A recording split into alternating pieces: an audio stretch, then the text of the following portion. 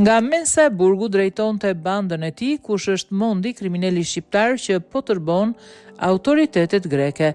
Kriminali shqiptar Edmond Përbashaj, i njohur si Mondi, nuk shfaq asnjë shenjë pendese teksa në qelinë e tij oficerët e policisë greke zbuluan një ruter portativ, një telefon celular dhe një shufër metalike në një kontroll të papritur. Ai është një i dënuar që njihet si një nga bosët më të fortë të mafjes, i cili pavarësisht faktit se po vuan dënimin për një mori veprash penale, gjithmonë arrin të bëj punët e tij dhe të organizojë bandën e tij, e cila përbëhet nga 10 shqiptarë që kanë shtruar jeta në Greqi.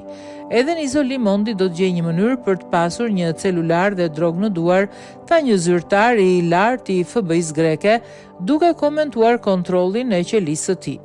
I dënuari shqiptar kishte ngritur një dyqan para fabrikash brenda burgjeve të Janinës me ndihmën e zëvendës drejtorit të burgjeve dhe oficerëve të cilët i paguajnë për të mbyllur një sy. Ai fuste drogë kontraband në burgje, trafikonte ato dhe pastronte parat nga Mensa e Burgut. Diçka e ngjashme duket se ka ndodhur në burgun Nafplios, ku ai po mbahet aktualisht.